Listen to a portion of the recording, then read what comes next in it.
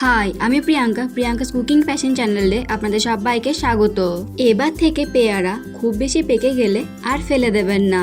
একবার হলো বাড়িতে বানিয়ে দেখবেন অত্যন্ত সুস্বাদু ও মজাদার এই পাকা পেয়ারার জুস রেসিপিটি। তাহলে দেরি না করে দেখে নিন এই জুসটি বানাতে কি কি লাগছে। আমি এখানে দুটো মিডিয়াম সাইজের পেয়ারা ভালোভাবে ধুয়ে নিয়েছি। আমি এখানে 3 চামচ চিনি নিয়েছি, আপনারা চিনিটা বাড়িয়ে বা কমিয়ে নিতে পারেন। পরিমাণ মতো লবণ নিয়েছি, চাট মশলা, আপনারা কাঁচা লঙ্কাটা বাড়িয়ে বা কমিয়ে নিতে পারেন। আমি এখানে একটা কাঁচা লঙ্কা কুচি নিয়েছি। আর লাগছে লেবুর রস। এবার আমি পেয়ারাগুলো কেটে নেব। প্রথমে সামনের এবং পেছনের অংশটা কেটে বাদ দিয়ে দিতে হবে।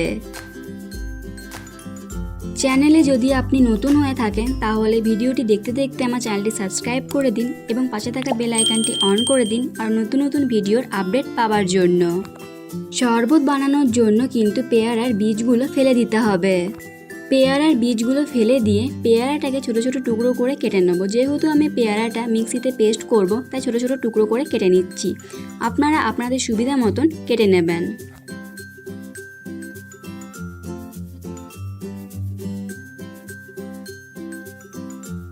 পেয়ারাগুলো আমি ছোট ছোট টুকরো করে কেটে নিয়েছি।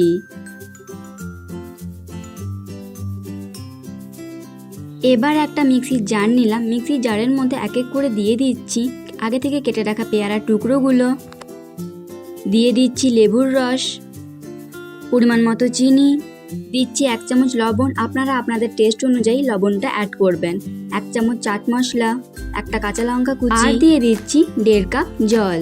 এবার খুব মিহি করে পেস্ট তৈরি করে নেব। দেখুন খুব সুন্দর মিহি পেস্ট তৈরি হয়ে গেছে। শরবত কতটা ঘন রাখবেন সেটা আপনাদের ওপর নির্ভর করছে, তবে আমি এতটাই ঘন রাখবো। এবার আমি ঠান্ডা ঠান্ডা পেয়ারার জুস সার্ভ করব। দিয়ে দিচ্ছি কয়েক টুকরো বরফ।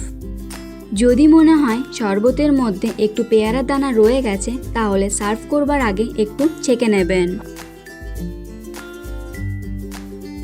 রেসিপিটি কেমন লাগলো অবশ্যই কমেন্ট করে জানাবেন। ভালো লেগে থাকলে লাইক এবং শেয়ার করবেন। আজ এই পর্যন্তই।